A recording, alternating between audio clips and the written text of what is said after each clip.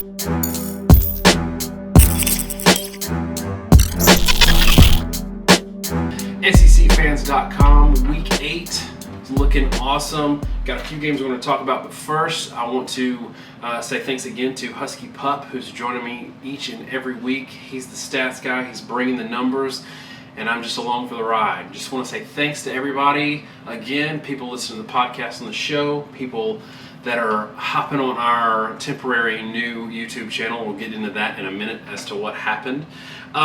So this week we've got Auburn and Arkansas. We've got Ole Miss LSU, and our game of the week is the big one, Bama and Texas A&M in Tuscaloosa this week. So we're going to get into those three games, but real quick, want to explain kind of what happened last week. As a lot of you guys know, we do these hype videos every week. We'll pick a big game of the week and just do a hype video for it. It's a lot of fun.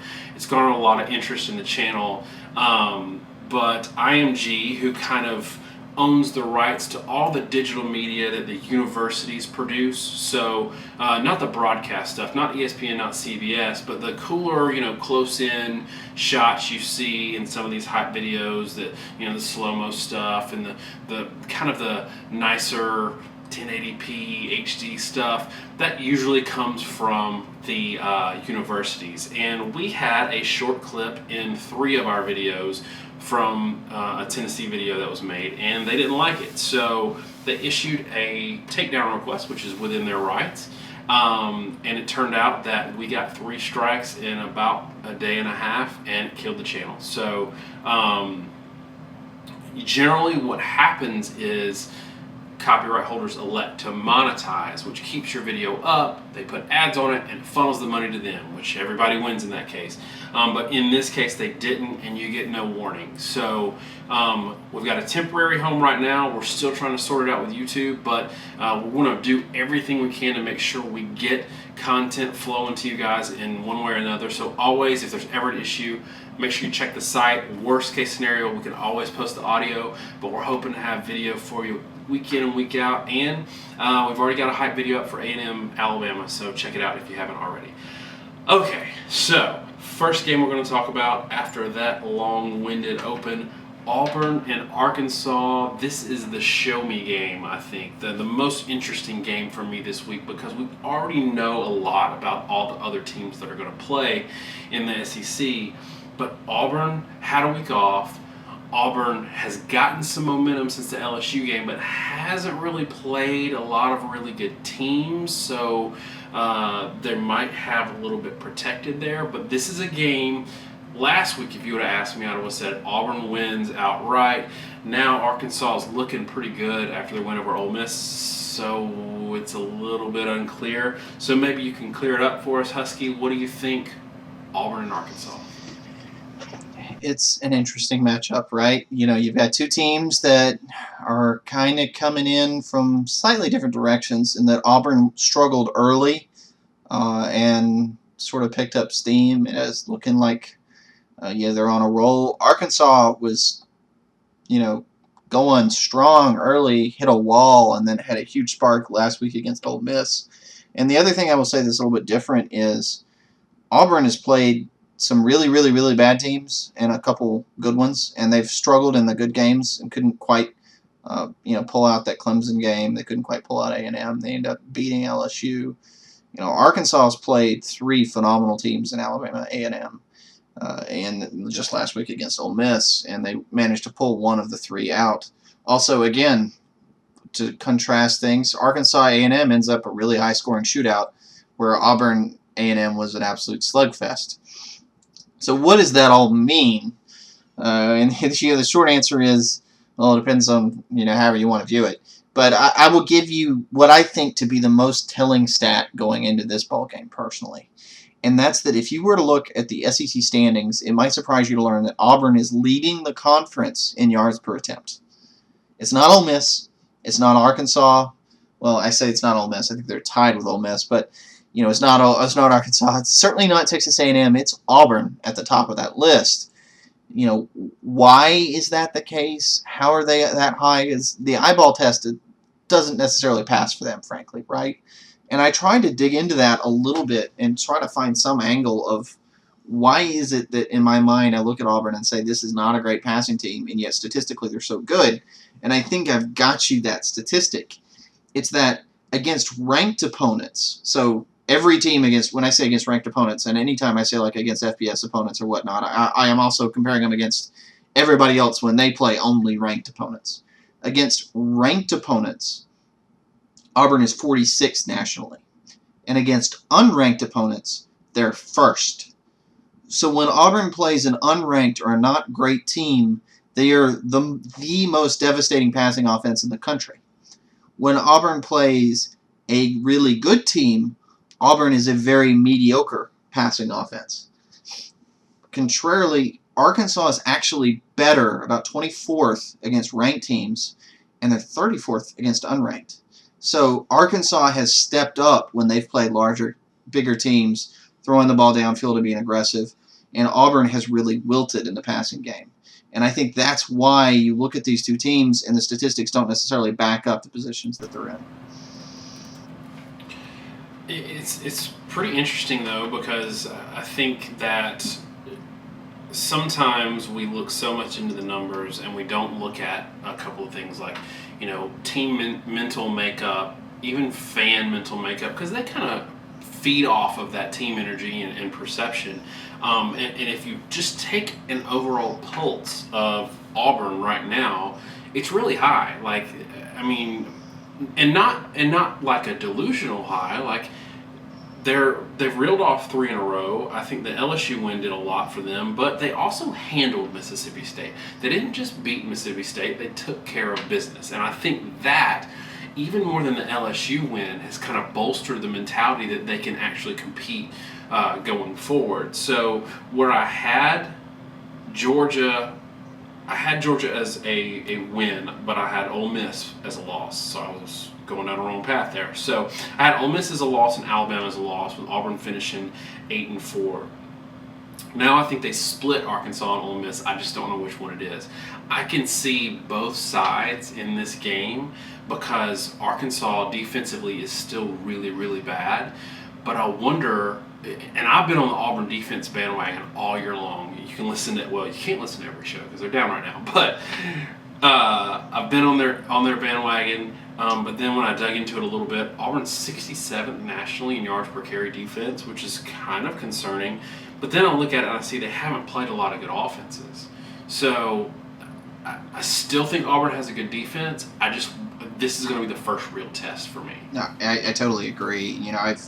We've gone back and forth a lot, and I think you've been sort of defending the Auburn defense, and I, in my cynical state, have been sort of criticizing it. But as you said, this is the first real test, and I will say I actually misread a statistic.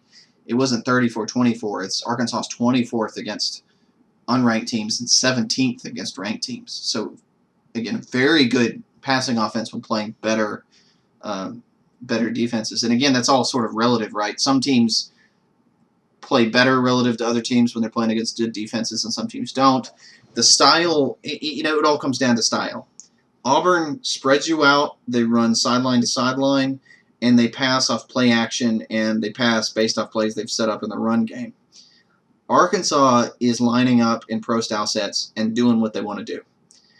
And that spread stuff is really, really good when you have advantages in one-on-one matchups because you're sort of exploiting the lack of reaction from the defenders in any sort of gap. Your guy can make their guy miss in space, et cetera, et cetera.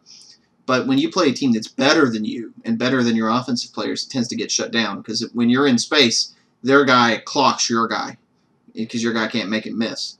Arkansas, on the other hand, is using scheme and passing routes to generate the offense. It's a pro style because just like in the pros, you are using your system to create a matchup or to create a situation where your player is going to be open in space, particularly in the passing game.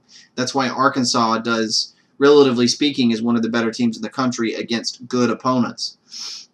And so what I'm saying from that is, if you were to look at the statistics going into this game and the past performances, particularly scores, Auburn has a significant edge. Arkansas's defense is the worst in the conference statistically. It's not really even close. 14th in rushing, 12th in passing.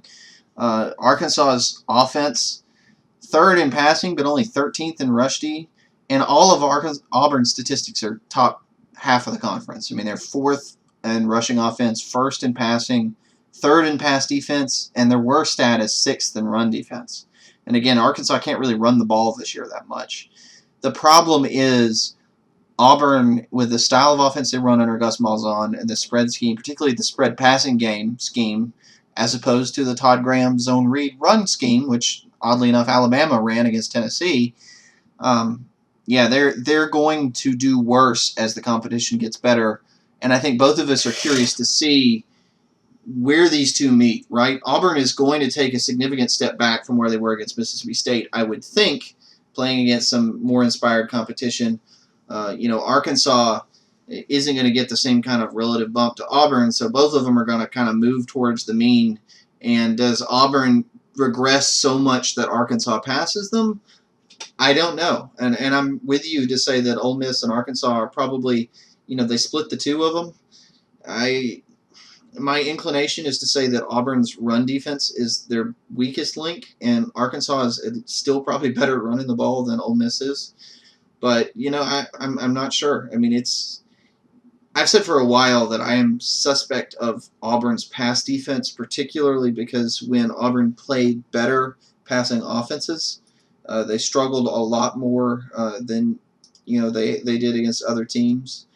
And I think that's the biggest thing I'm fascinated to see, right? Arkansas State and A&M and Clemson earlier had 6 to 9 yards per attempt.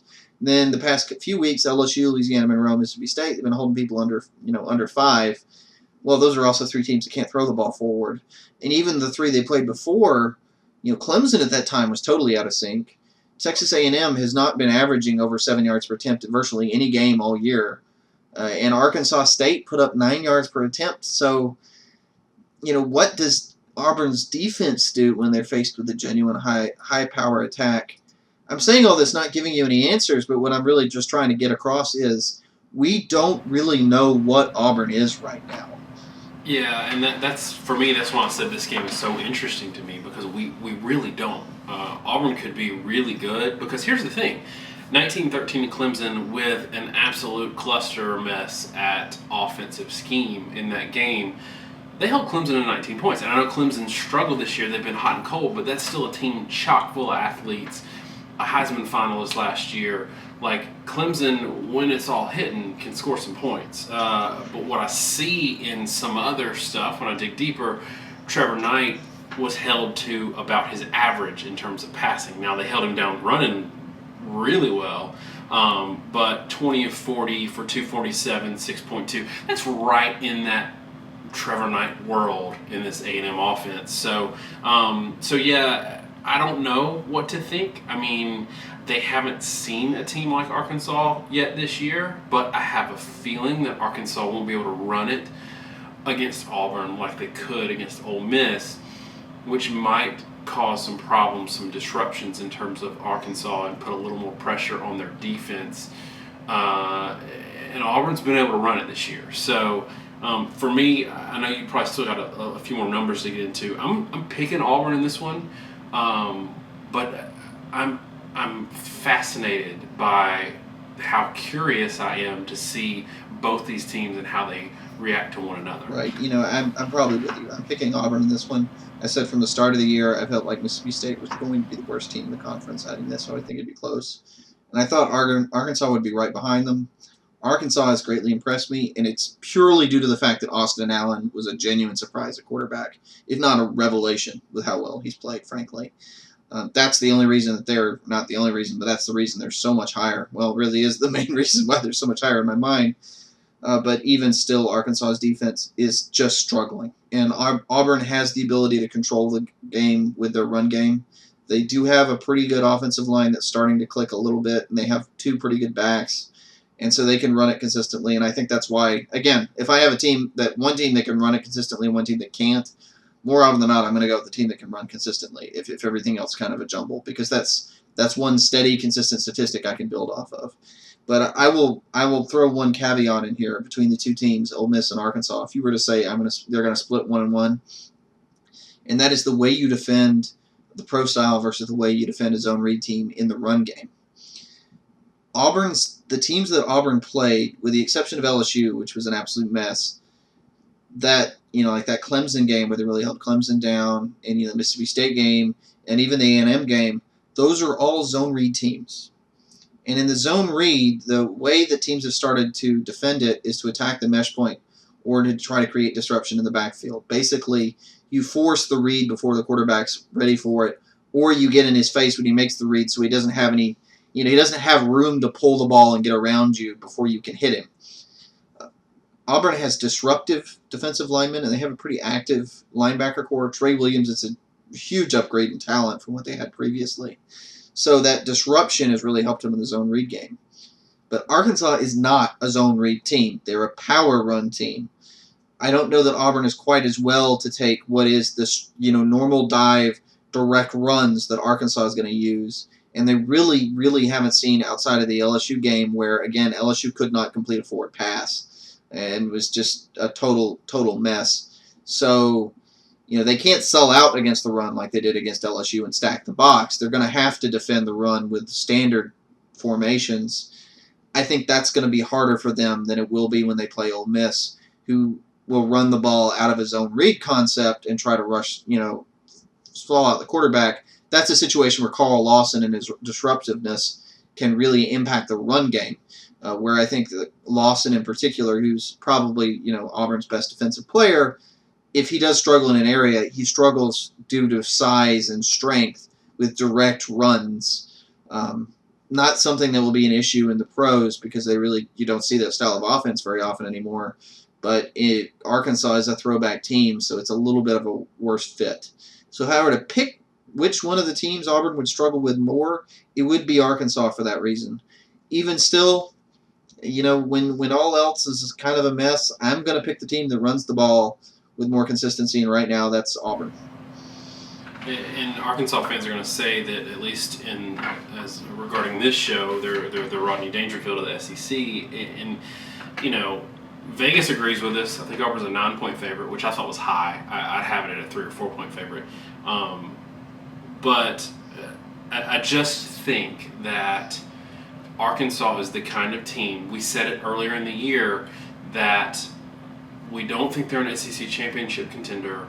We think they're going to lose to somebody they shouldn't, and they're going to hop up and pop somebody that they shouldn't. So I think that's already happened. I think they come back down to earth a little bit this week, and I think the matchups are just a little different than Ole Miss. Auburn's playing better defense, regardless of all the other inputs and all the how good of teams they played or whatever. I imagine if you ran models for all their games, Auburn's holding teams closer to or below their average better than Ole Miss is, and they're running the ball. So I think Arkansas, with that really leaky offensive line, is going to get Allen beat up again this week with a pretty, like you said, a pretty active front four, front seven, and that's probably going to be the difference. I think Arkansas is going to score more than Auburn's used to giving up this year, but I think because of their struggles on defense, Auburn's actually going to finally step up and score some points in a high-profile game. So that's it for that one. I think really there's not a whole lot. Anything else we would say about that game would just be supposition at this point, because like we said, we really don't know what to expect until they both play each other. So, I'll interject with one final point, and it's simply this: the 3 games where Arkansas really looked to sort of struggle, even though one was a win, and that was Alabama, Texas A&M rather, and TCU. TCU, I say, is a struggle, right? Because we said at the time there was no way that was a top 15 team. It was actually a really bad team that they barely beat. What was the common denominator? All 3 of those teams can run the ball, and they all averaged over 6 yards a carry. Alabama averaged 8, A&M averaged 10, and Auburn can run the ball. So and I will say, in Mississippi, Ole Miss cannot. So that's the thing that is likely to turn on them this game versus last. Is all of a sudden they're going to have to defend a real run game again, and until they show me they can do it, I just don't have confidence they can. And they've given up over 40 points to everybody that can run the ball. So I have to think that's going to happen again. And Arkansas fans, if we're wrong again this week, you can tell us about it in the comments, and we'll own it again like we have a couple of times this year. So again, I think Arkansas is building into something this year, and I really think, especially with that quarterback play, they're going to be a handful going forward. So Ole Miss LSU's next, and you might have been doing a little foreshadowing earlier when you talked about how Ole Miss struggled and then turned around and hammered LSU last year. The only, for me, I think the only worry I have if I'm an Ole Miss fan right now is the reset of expectations that's happening to Ole Miss is kind of what we've seen in years past with LSU in terms of they're playing at a level the last couple of years where they have higher expectations than going to a really good bowl game. They had national championship aspirations. Whether they were fair or not doesn't matter. It's immaterial. At this point, they've got to be a little bit deflated. The fans, the team, everybody. But we've seen them bounce back in the past. So is this a game where the matchups are such that Ole Miss can not only bounce back, but bounce back big enough that everybody can get back energized in this program? I think it probably is. It's going to be interesting to see how Ole Miss handles the run, right? Because LSU is starting to run the ball really well. But on the other hand, as we talked about, LSU managed to run over Missouri team that just also got run over by a Florida team that can't really run the ball. So I think Missouri's defense is just really bad. And that's not to say LSU's poor, but I don't think LSU's going to be able to just run it at will in this ball game. And Ole Miss, when they're a little beat up, but their front four is pretty ferocious. So yeah, I mean, I think Ole Miss, again, that volatile style of offense is going to put pressure on LSU in this game, and that's going to be something that's going to be interesting to see if LSU can respond because I don't really think they can. I don't think Etling, if put in the position where he has to throw the ball, can really do so. And, I think Orgeron, for his pluses and minuses, will be willing to stick with the run game through it all. But I will say this too. One of my main concerns with LSU is that their pass defense, which is pretty highly rated, right, fourth in the conference, 6.1 yards per attempt, hasn't really faced any good pass offense so far. The best they faced is Auburn, who was 15th. The next best is Southern Miss, 36th, and behind that, Missouri, who's 54th. So when you stop to think about it, Southern Miss is the second best passing offense that LSU's had to play this year. And it maybe is a little bit telling that Auburn is 15th, and that maybe LSU isn't as good as we're thinking, and that Auburn got a little bit inflated because the LSU secondary isn't all that great. Now, I'm not sure how to read that one way or the other, and I know it goes strongly against conventional wisdom to say that the LSU secondary is not all that good. But I think it's quite possible. And the eye test to me says it's not only is it possible, I think it may be likely. And I think a lot of that's probably due to the pass rush. I'm not as high on Key as a lot of people. I think Key is a pretty good player. I frankly don't think he's on the level of Barnett or Tim Williams or Lawson in this conference. I just don't. I think he's a good all-around player and probably an NFL player, but he's not a first-round pass rusher. And, the secondary's been, banged up at times, and you can talk about different things, but I just don't know that they've been all that effective. And in a lot of ways, it's a lot like Florida secondary that's had a lot of strange lapses in the past couple of years. So, for that reason, Ole Miss, who, again, oddly enough, is tied with Auburn as the top passing offense, I think they're going to put a lot of pressure on Ole Miss, both not really even so much defensively, but offensively. And I just don't have a lot of confidence in LSU's ability to throw the ball when they have to with a backup Purdue quarterback in the ballgame.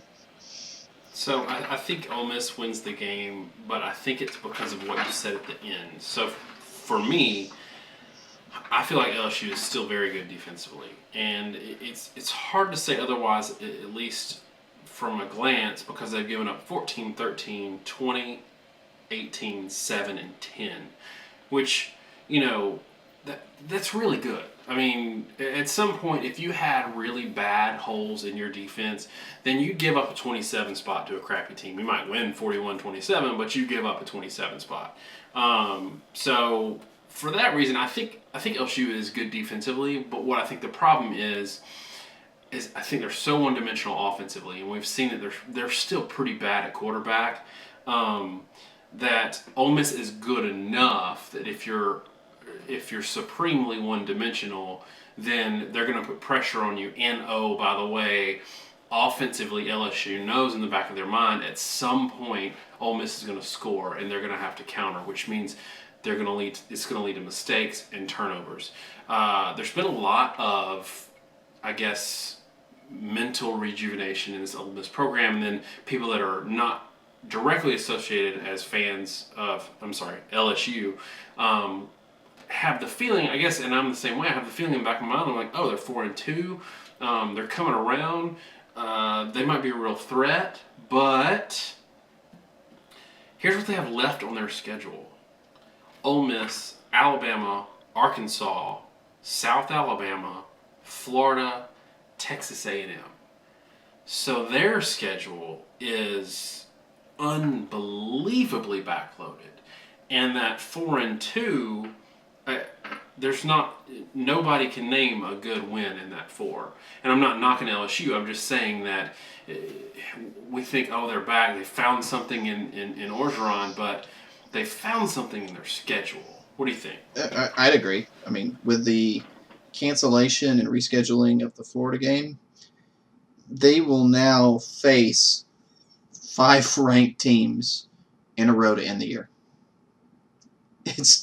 They get a bye week before Alabama still, and I get that in the road part, but it's 5 ranked teams. I mean, there really, if you go out and look nationally, there aren't very many teams that will play 5 ranked teams in a season, and to play them in a row to end the season, yeah, I'm totally with you. I mean, this is the sort of schedule where they could drop the Ole Miss game and the Alabama game and sort of tank and never recover and end up not making a bowl, even though they're a good team. And I'm not saying that's going to happen, but that's how difficult the schedule is. This is probably the most difficult second half schedule I have ever seen. And it's because of that rescheduled South Alabama game, and this is exactly why LSU didn't want to have to reschedule and cancel South Alabama and replace it with Florida, because now all of a sudden this schedule is just brutal. Brutal. Yeah, it's not just who you play, it's when you play them. But, I'll say this, even if you kept it as it was, part of it is good that you might get Florida without Del Rio, but that South Alabama game is not like a super cupcake like an FCS school. So even if that was still in there, it'd still be a tough schedule. But now with that out, swap it with Florida, and Florida may not be great. Florida's probably a 16-18 type team, maybe at the end of the year. But they're still chock full of athletes that aren't going to give you a break, and then you got to finish the season with Texas A&M. I think they're looking at like a 1-5. And is that ridiculous? I mean, I'm not sure that it is. I mean, it's just the schedule is so freaking difficult, and to have to play these teams, I followed what you meant. But to see them like when they play A&M in the year, I mean that's going to be their 4th ranked game in a row, more than likely, with Alabama, Arkansas, and Florida before it. So you think about how beat up you come out of the Alabama game. Well, now you're going to go turn around and play a physical game in Arkansas. And that's going to get beat you up. And then you're going to go turn around a physical game against Florida, who's going to run the ball every play. All right, now then you got to go turn around and play A&M. I mean, it's just it's the same thing I think that just happened to Tennessee, right? They played several ranked games in a row. I said before the season that I thought it was extremely unlikely that they break the streak this year because the schedule flip-flopped. The same way Alabama came out of, I think it was a 3-game run of ranked teams last year going into Tennessee and just looked out of gas. This year, Tennessee had that problem, and you start to see, just what that Saban-built depth does for Alabama in those stretches and how difficult it is to, have the sort of runs Alabama does and how much talent it takes. Well, LSU has a far more brutal version of that to end the season. And if they stutter, again, if they win this game, it'll be huge. But even still, they get a bye week, and then it's really that reset with starting with the Alabama game. And if they drop that one, and especially if they drop the following game to Arkansas, it's tough. But, I will say one thing about Orgeron and his style of play in the run game, and that it does limit the amount of plays that they run. Without looking at it, I did this a couple of times, and it's grossly unfair, but what do you think, how many plays do you think LSU ran against Southern Miss in that 45-10 win?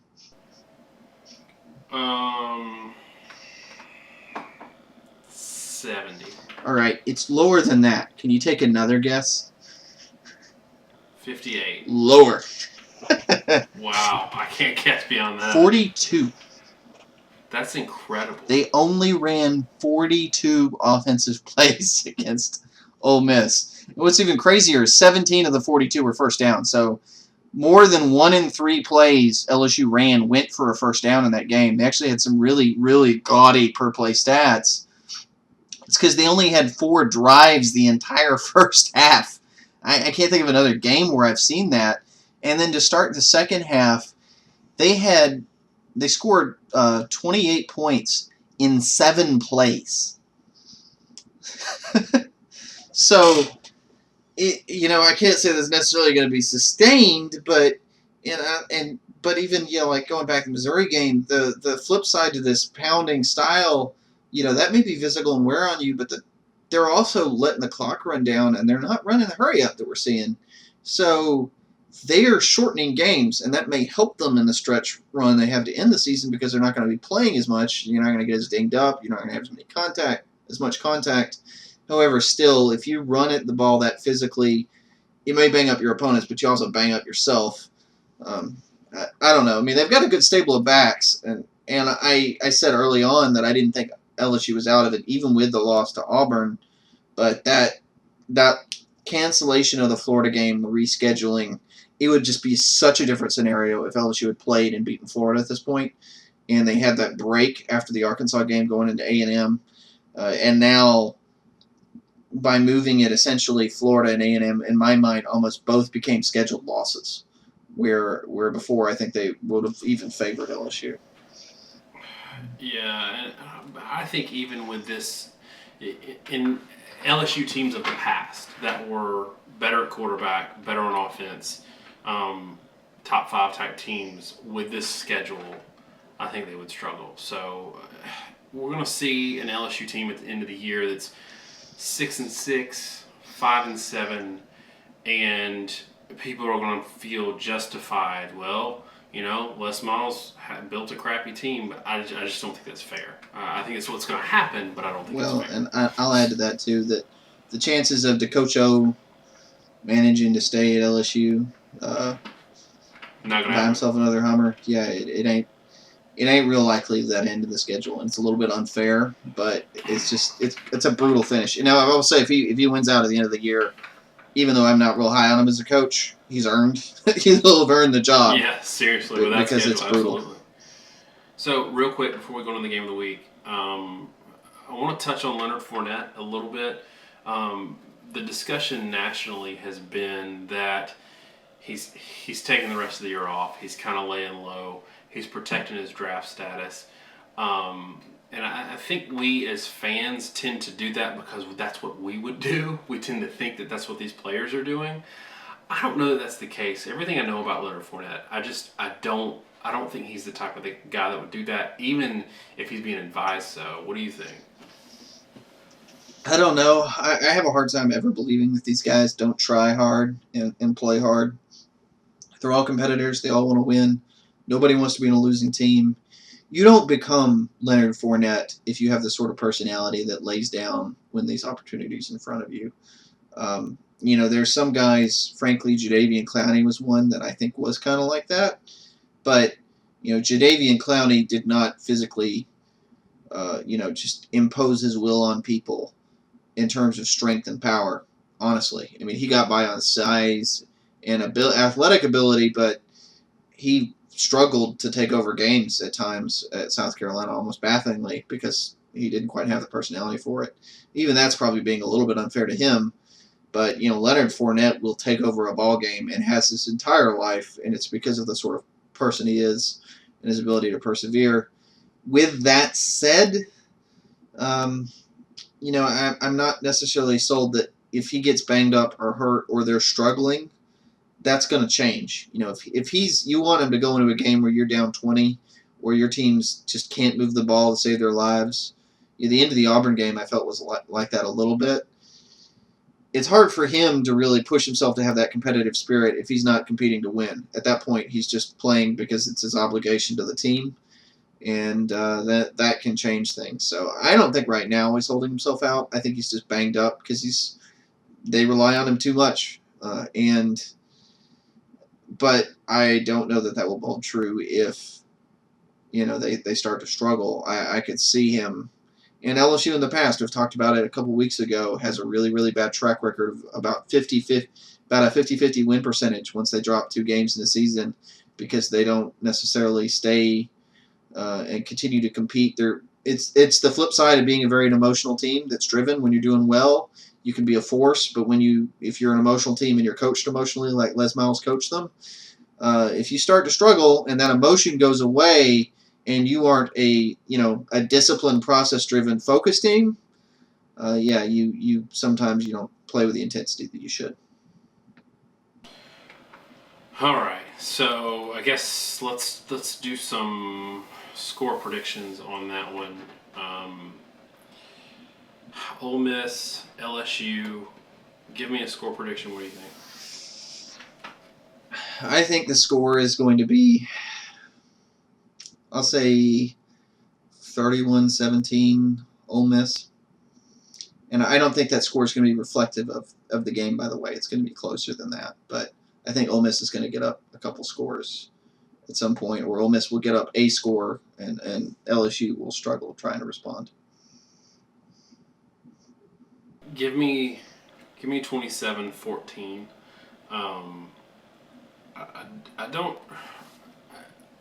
I'm a little higher on this LSU defense than you, but I do think, like I said before, at some point they're gonna break because it's got to be frustrating when your offense can't get it going and it's the same old week in and week out. I think it'll be a close game too, probably in the third quarter, and Ole Miss kind of pulls away. So that's my 2 cents, and yours probably worth exactly 4 cents. So we'll move on to the next one. It is the game of the week. It is game day in Tuscaloosa coming down, making a big deal out of things. Alabama, Texas A&M. There's so much just interest and storyline within this game.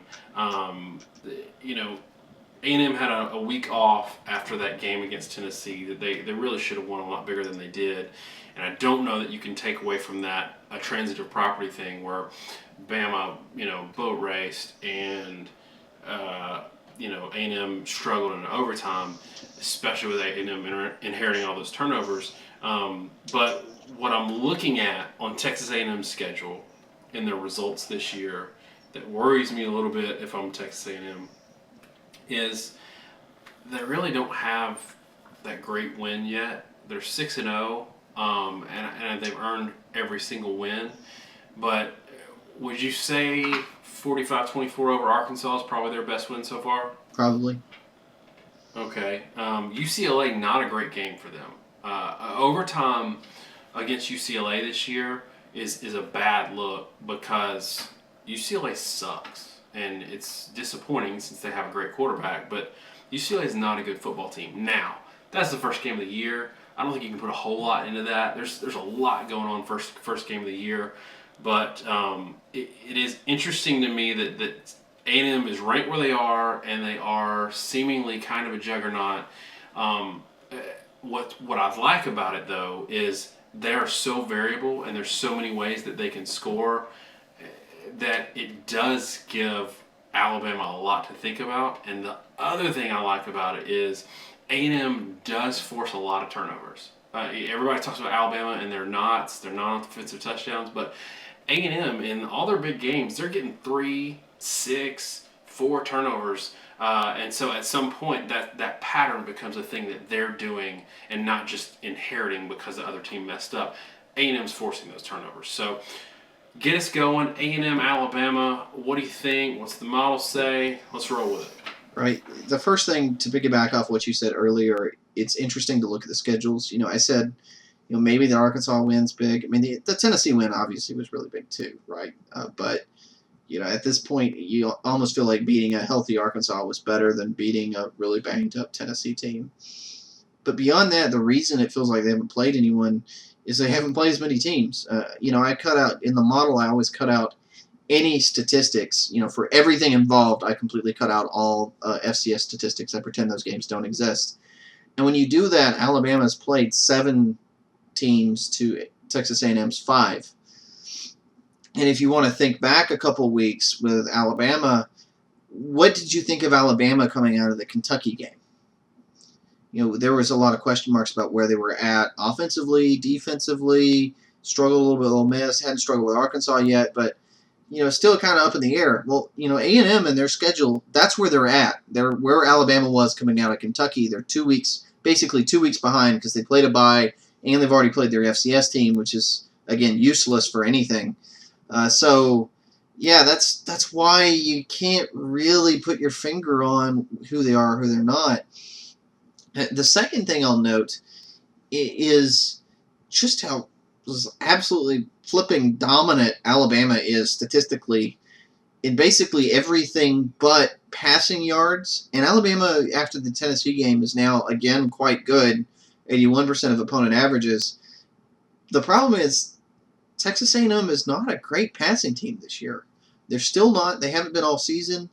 A lot of it's inconsistency with Knight, but they just don't generate a lot of, honestly, all that many big plays, considering how often, you can say, well, they had this play and this play and this play, but yeah, they run a lot of plays in a ball game, but on a per play sense, they don't really have all that, aren't all that frequent with their big plays. So, that's sort of my 2 takeaways is, one, we haven't really seen that much from Texas A&M, good or bad, just haven't played in a lot of ball games. And 2, and it's going to get there when we get the model in a second, Alabama is just crazy dominant.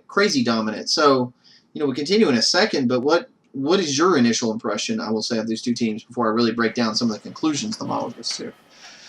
So, what interests me about this game in particular is I think A&M by far is the best team Alabama's seen this year, as evidenced by the fact that they've played teams that A&M's already beaten. The USC game for Alabama is a little bit tricky because 1, it was the first game of the year, and 2, it was before Sam Darnold got involved. But in terms of quarterbacks, neither one of us were really high on Josh Dobbs, and we both thought that Tennessee was asking too much of him because he's not a great thrower and not the type of runner that gives Alabama trouble. I think that's a little bit opposite with Texas A&M. I think Trevor Knight is a better thrower than Dobbs, not a great thrower. He's not an Allen back there. Not a great thrower, although Alabama might tell you differently since they still have memories of the Sugar Bowl. But where he's pretty phenomenal is running the ball. I mean, really, really effective weapon for an offense that sometimes can struggle a little bit. He can break off a 50, 60-yard run and kind of change the whole dynamic of their game. The other thing that I think is interesting is we feel like A&M is a good defensive team, but I'm not sure that's the case. I think they're a better than previous A&M teams defensively. Doesn't make them a good defensive team. Garrett is a phenomenal talent. Actually, their front 4 is pretty good. And Evans is a good safety, but I think they still have some holes in their pass defense as evidenced by what Josh Dobbs did to them. So, interesting matchup. I got some more thoughts, but I'm dying to know what the model says. Right, and I kind of let you interject because I think we're going to cut off a lot of commentary once we get to these numbers. If you want the biggest statistic in this game that's probably going to tell you the result, it is the percentage of opponent rush allowed. Whatever your opponent's average yards per attempt is, or yards per carry is, how much as a percentage do you allow them to do it? So, are you holding them better or worse than what they did coming in? Alabama is otherworldly. Their opponents are averaging over 4 yards a carry. In other words, they've actually played pretty consistently good rushing teams, and they're allowing 2 yards a carry. It's 48% of their opponent average. I'm not sure I've seen a number that low before. And on the flip side, Texas A&M has actually played really bad running teams, Arkansas included. I mean, Arkansas is not a good rush team this year, and they're giving up over 4 yards a carry. So they're giving up 115% of opponent rush averages, which if you're a top 10 team, that's atrocious, frankly. So if you want to know the way this is going to go, you've got two teams that both this year really like to run the ball. One of them is really, really, really good in run defense, and the other is rather bad. And that right there, you can almost like put a period check mark, and you know the way this game is going to go, and that's going to foreshadow the score. But the rest of it, pass defense, Alabama's improved, 81%. Again, A&M's 93% is average, just plain average, not good, but average. And when you sort of break it all down, one of the funny things, this is the second point here. One of the funny things about the model is, and I realized this a little when I was breaking this down today, it's not going to do a great job of telling us the score. But when you do break down the stuff and you look at how good Alabama's rush defense is, you note that A&M is not a great passing team this year in a per play sense. Again, when they've played, every time they've thrown a lot of passes, they've had a few games they've thrown 40 passes. They're all 6 yards per attempt or below. The Alabama's dominating in a per play sense. 7.4 yards per play for Alabama to only 4.2 for A&M. And that comes up with a 45-25 score. So just as ugly as we predicted for the Tennessee game. But, I'm going to circle back to something I said a second ago. And that's that I don't know how much credence you can put into that, because neither one of these teams is varying in their scoring a lot. Alabama is putting up the same number of points over and over and over and over again. So when I'm running this statistical model that's trying to predict scores based off per play averages, well, 4 of Alabama's 7 games have ended up being 48 or 49 points. There were only 2 that weren't, and that was Kentucky and Western Kentucky. It's hard to say much of those because they were both garbage time games subjectively, but even statistically in those games, their per play averages weren't really any different than anything else. And the reason I like this sort of model is, well, the score was what it was simply because, they didn't really try to run up the score in those games. So basically, Alabama, I started playing with it. It almost wants to predict Alabama to score 40 to 50 points no matter what they do, because that's all Alabama's done. No matter what their offensive performance is, they still score 40 to 50 points. We've talked about it before. The model is taking into account these non-offensive touchdowns Alabama's scoring, and because of those, it's really compensating for the offensive production. Alabama was not overly consistent offensively against Ole Miss, still scored 48 points because they had a bunch of turnovers. The same thing, Tennessee, they've got 2 offensive touchdowns, but a higher per play total. But something we've talked about in the recaps is, and the flip side of this, because Alabama's shutting down the team, we don't really know what their point total would ever hit. In other words, the Tennessee game, they scored punt return touchdown to totally put that game away, the start of the fourth quarter, and then immediately followed it up with a run by Scarborough. The last drive of that game started with about 7:30 left on the clock, and they burned almost the entire rest of the clock on a drive that they just let turnover on downs deep in Tennessee territory. If Alabama ran their offense for 4 quarters, I don't really know what they would look like. I don't know how many points they would score. I don't know how their per play total would actually translate, because they're consistently cutting short their offense. They're intentionally not scoring pretty much, and so they're just basically deciding to stop at that 45 to 49 total, which is why the model predicts 45. It's not saying that they can only score 45. It's really just saying they're going to hit 45 and they'll be done for the day. That's the way it's turning out this season. Conversely, A&M has been extremely hot or cold, and there's not a whole lot of consistency there either. They've scored 3 games. They scored between 24 and 31 points, so right in the same margin. That was at the 5 to 6 yard per play total, and then twice they hit really gaudy yardage. That was Arkansas and Tennessee. The problem is both those teams don't have great rush defenses, as we just saw Tennessee against Alabama.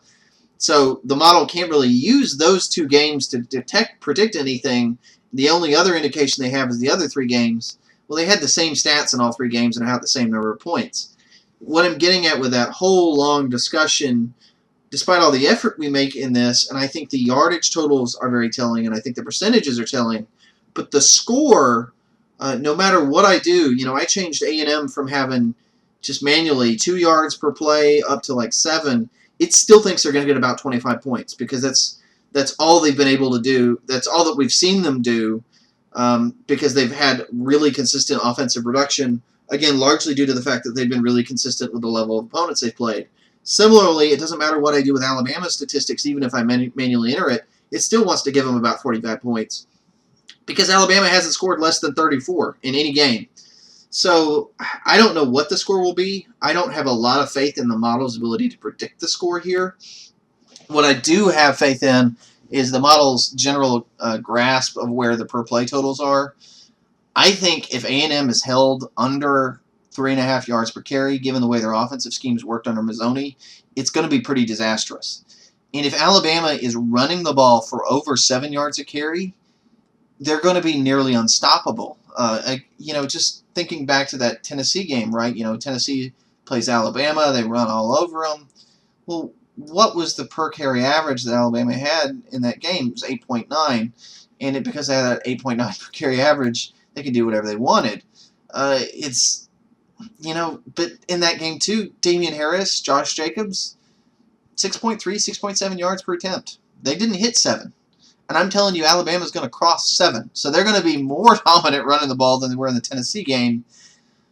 I don't know that 45-25 is indicative of anything in particular with the score, but I don't think it's wrong, personally. I think Alabama's probably, again, on paper, a 3-4 touchdown favorite.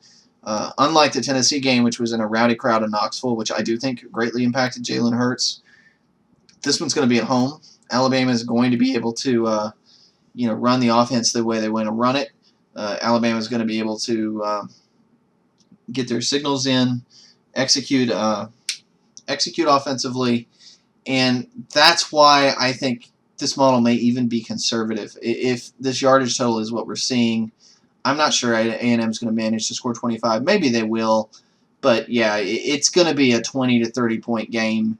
And if it ends up 45-25, I honestly think it's going to be one of those deals where A&M sort of claws back. Because to finish this long-winded discussion, Alabama is one of the best teams we've seen in a long time in this conference. They are, we've seen some really good teams from Alabama, and we've seen some good teams from other schools. We really haven't seen a team that married an elite offense with an elite defense. Auburn in 2013 and 2010 had an absolute top-tier offense, and both years kind of a serviceable to above serviceable defense that managed to keep them in games. But in either year were the defense is necessarily great. But, in both those games too, when Alabama's won it, 2011, it was a good offense. It wasn't great. 2012 was a good rush defense, or rushing offense, I should say, when I felt like Nussmeier got in their way quite a bit. And once he sort of stepped aside, and the SEC championship and the BCS game, everybody remembers they were phenomenal. But most of that year, that offense really wasn't all that good. That's why they lost. They shouldn't have lost to Texas A&M, not because they gave up so many points. They shouldn't have lost to A&M because they should have outscored them. I can't think of an example other than maybe 2011 LSU. When 2011 LSU, for most of that year had an explosive offense and a very, very good defense. That's probably the best single comparison to this team. At 11, LSU also had another game where in a year right where nobody was in. I think it was like 19 points, scored within 19 points with them, other than Alabama. I don't know. I mean, I think the model is where it is because right now, and they may come crashing back to earth, but right now Alabama is just at another level compared to the rest of the conference. So the model, I think, can only do what it's fed. A couple of things I think it can't show, and where I'll have a little bit of a not so fast situation is Alabama got Tennessee after A&M. So there are a few more injuries there, which contributes to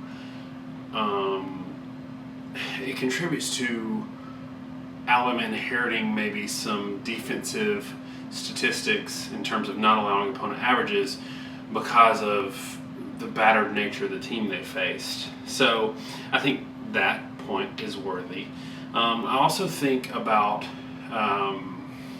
how we can't really, like Alabama keeps getting these 40, 45 type point numbers, but they're doing it with 14 to 21 points from the defense and special teams. What do we see as an Alabama team and an Alabama offense that, two things. One, doesn't inherit those points and has to throw to win. And I wonder if A&M can do that, if A&M can limit the turnovers and can put, and their defense, put Alabama's offense in a situation where they have to lean on Hurts a little bit more to throw it, not so much to run it, then I think you've got a lot closer, more balanced game than maybe any projections are showing. But, you know, Vegas kind of agrees with you. I think it's like a 17-point line. I don't think it's. I think Alabama wins. I don't think it's that big of a game. I don't think it's a 17-point game. Yeah, I kind of wax poetic about this game a little bit, but the long and short of it's as I said to start with, it's that rushing total difference. Both these teams are relying on the run. I don't predict, based off my model, A&M to be able to sustain. They can't. This will be the first game all year they can't sustain drives running the ball. And Alabama has Alabama played a good running team this year? Sure. In your opinion? Sure, I think so. I mean, oddly enough, the best running team they faced is probably Southern Cal, which everybody sort of forgot about because they struggled a little bit, but they got two good running backs. They do, yeah. And they've really just run all over everybody they've played the past few weeks. Their struggles have been in the passing game, but that's actually a very good run team. Tennessee, in theory, is a good run team, but I don't know where they're really at with 4 offensive liners starters out, right? And beyond that, I am kind of with you, right, that none of the other teams are necessarily great. But, again, another one that's overlooked. Kentucky has run the ball extremely well all year, basically outside of that Alabama game where they couldn't do anything at all. So, yeah, I think Alabama's run defense is for real. I don't think Texas A&M's passing game is all that hot this year. This is a run-first team, and, it's if you can't run the ball and you want to, and the other team can run the ball at will, it's just like that LSU-Missouri game. A game that in theory should be close can end up with a really, really lopsided score quick if that happens. I think Travion Williams is the type of running back that if there's going to be a running back that gives Alabama trouble, he's the kind. He's a good space player. He's really fast.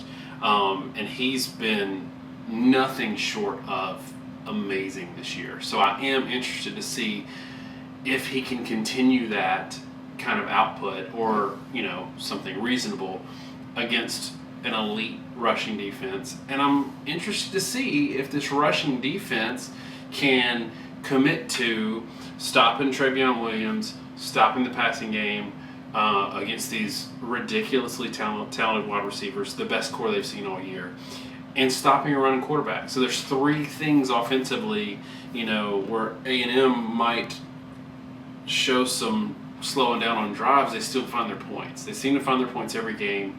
A lot of it's on big chunk plays, and it's an Alabama defense that historically has been known to give up big pass game plays, big chunk plays. So maybe a little bit devil's advocate here, but I can see a roadmap where Texas A&M is statistically and scoreboard effective against this Alabama defense because it's probably, well, it's the best quarterback, best running back, and best wide receiving core they faced all year, all in the same package, except for maybe Chad Kelly at the quarterback position.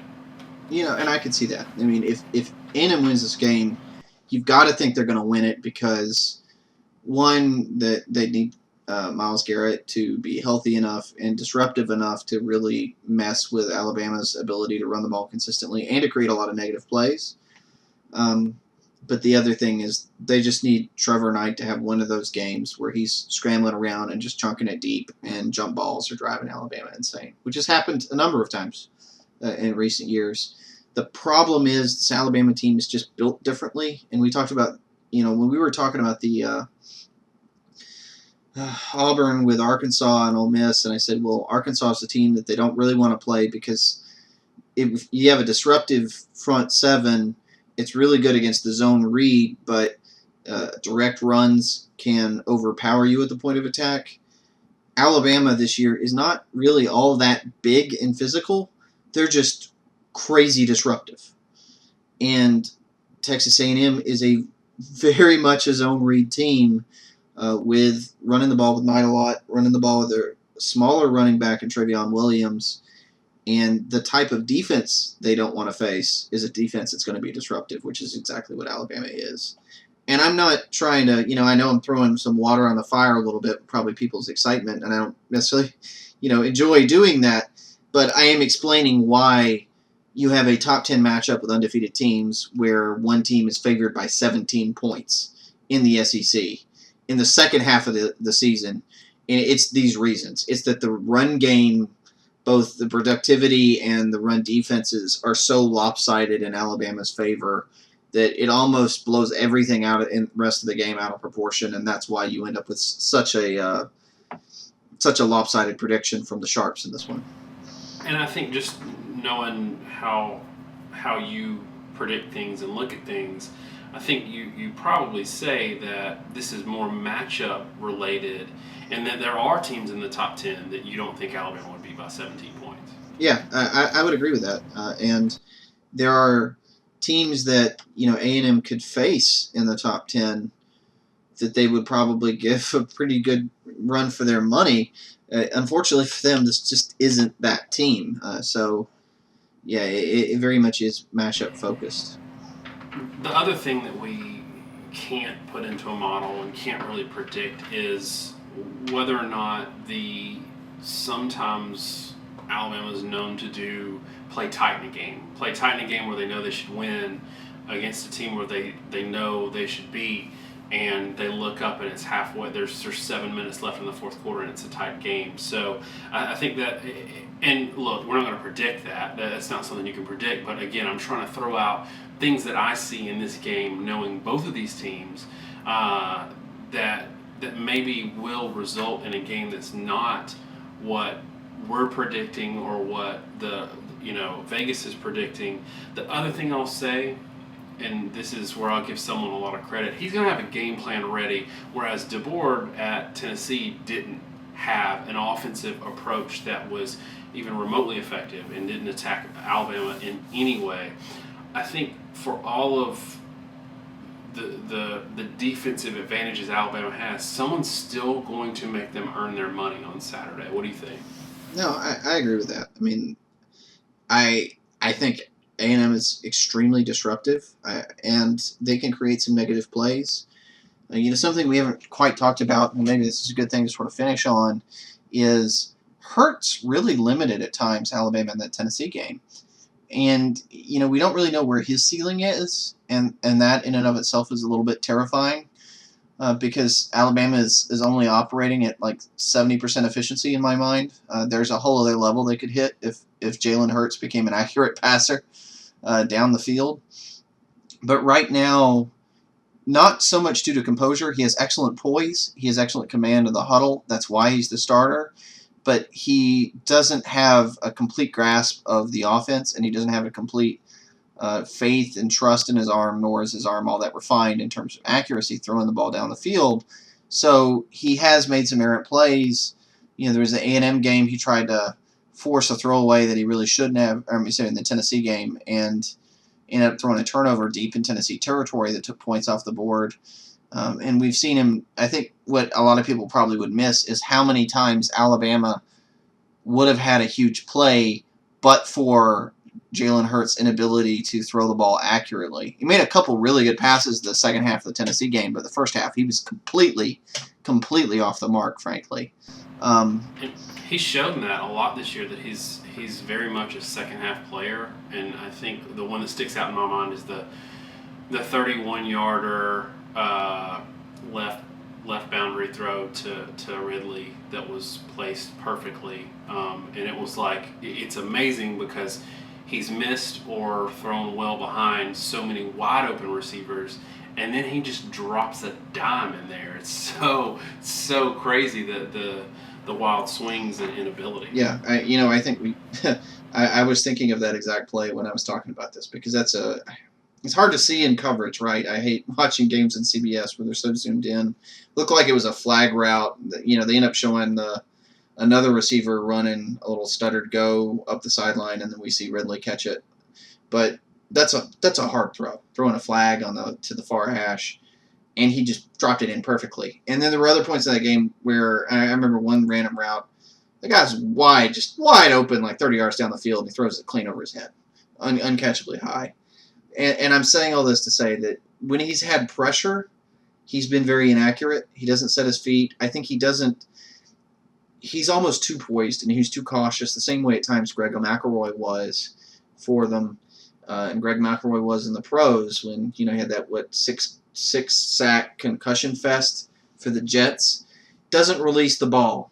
I think a lot of that is just not understanding the offense and knowing pre-snap where he's going to need to throw or where his reads are, so that it's second nature and he doesn't have to think. He's having to think right now. And what that means is if A&M can get pressure on him, they can really disrupt Alabama's ability to execute any sort of passing game. And if you do that, then all of a sudden you have the ability to maybe get some negative plays or turnovers in the passing game, get some fumbles. And if you can pin your ears back, that's one of the weird things about the zone read, and this is what I was talking about with mesh points and why I think they're going to struggle a little bit with Alabama, but the way you attack the zone read is the same way you attack the pass. You pin your ears back and you try to get in the backfield as quickly as possible so that they don't have time to get the ball and cleanly make a mesh point and make a read. It's very different than the normal run game where you play your gaps. You want to attack the zone read. And if Alabama's passing game is struggling, and Alabama is now also sort of a zone read team, A&M will be able to pin their ears back and really go after Alabama in the backfield. And if they create a lot of disruption, that's what could keep Texas A&M in the game. Again, there's a lot of ifs. Alabama was a very zone read heavy team. I think I've seen the stat. It was like 73% of rushes were zone read in the Tennessee game. But it's the rest of the season, it's only been like 19%. So I'm not really sure if the Tennessee game was an evolution or if that was just something they saw in Tennessee that was a weakness. Regardless, that's what A&M needs to do, I think, to be competitive in this. But unfortunately, I still don't necessarily think that's what's going to happen. I think it's just Alabama's going to have it too easy, just being able to run it straight up the middle. A&M's not going to be able to run it, and that's going to mean everything A&M does is a struggle, where Alabama will be able to pass whenever it's convenient to them. And that's a huge advantage to a play caller, so I think that's why this game kind of gets out of hand. Okay, so real quick, but just because we have people who listen to the podcast and don't necessarily watch it on YouTube and may have forgotten, talk about or give me what your model predicted, and then I want two predictions from you. One is what your gut prediction is, what you think the score's going to be, and then the other prediction is, what do you think the score is going to be if Alabama doesn't force any turnovers or have any special team scores? Right. The model predicted in this game, Alabama 45, Texas A&M 25. I personally think you're probably going to see a score that's going to be more like Alabama 56, Texas A&M 24. That would be my personal prediction.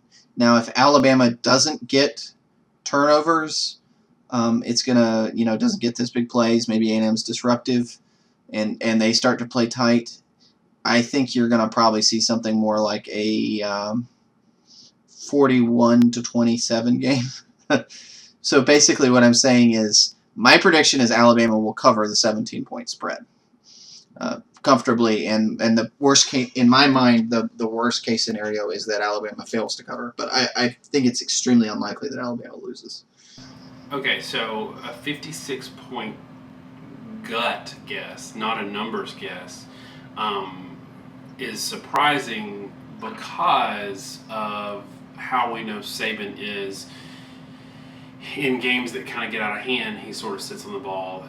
He did everything he could to not break 50 against Tennessee. So do you think this is a situation where they, let's say for argument's sake, they do get to that 56? Is it because they have to keep scoring because A&M's not going to score a 10? Or is it because Saban's trying to make a statement, which I'm guessing it's the first one because Saban doesn't generally make statements, but first time for everything. Right. No, it's the first one. It's unlike Tennessee. Texas A&M is going to score and be a little bit of a threat, I think, in this game.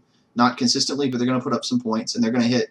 Trevor Knight is going to bail out of the pocket and throw the ball to a wide open receiver deep a couple times, and that's going to force Alabama to run their offense at a higher tempo for longer in the ball game. And once it's worn out, and even if it does get to the point where the game's over late the fourth quarter, much like we saw with Bo Scarborough with Tennessee, I think you're going to see something like a 49-24 game or 42-24 game that becomes probably more like a 42-17 game when it's in doubt. A&M continues to move the ball some, scores 24, so Alabama has to respond, and then late, Bo Scarborough runs for 80 yards or what have you, one of the backup backs for Alabama. The reason I came up with a 56 number is thinking back 2 years ago when Alabama played Texas A&M at home, and Texas A&M in that game came in really, really hot. When Alabama got up, they basically couldn't stop scoring. That A&M is not built in terms of depth to stop a team running the ball if their second or third string's in. So I'm not sure Alabama running the ball up the middle is going to really be able to stop scoring on Texas A&M fast enough, and that's why I end up with a 56-24 score is my gut. So I'm going to be considerably different in that, one, I think this is a much better, much more complete A&M team than we've seen in the past under Sumlin, except for maybe quarterback, because he doesn't have a Johnny Manziel back there, but he does have a capable quarterback. I think this is the most complete team Alabama's seen this year, and I think we are going to see one of those games where they don't get a non-offensive touchdown. So saying that, all that, give me 31-24 Alabama, because I think we're going to see some of these things that I said earlier that could maybe be that pathway for A&M to stay competitive. So I think 31-17 type game until maybe one late. Alabama's second line defense has given up a score late to basically everybody they've played but Tennessee. So give me 31-24 Bama, and yeah, I think your prediction, both model and gut, probably pissed off a lot of A&M fans. And again, this is not something we're doing as fans or as homers or looking through any particular lens. It's just we're looking at the numbers and we're trying to be as honest to the numbers as possible, and just to see, and even with my own prediction, I'm doing a little bit of the opposite of that. I'm doing a little bit of gut guess, but that's what we do here. We own it when we're wrong. We haven't been wrong that much this year, but thankfully, this is all for fun. So we get to make our picks the way we choose. So, guys, that's our show for this week. Just want to thank you so much for making it this far. Check out the hype video if you haven't seen it yet. This week is probably a little bit different because we're trying to sort out the YouTube channel stuff. But always, you can check the website. We will post any information there. And again, as I said, we're always going to have the audio if that's all that's available. So please keep the feedback coming, the comments coming. Thumbs up if you liked it. Have a great week. God bless.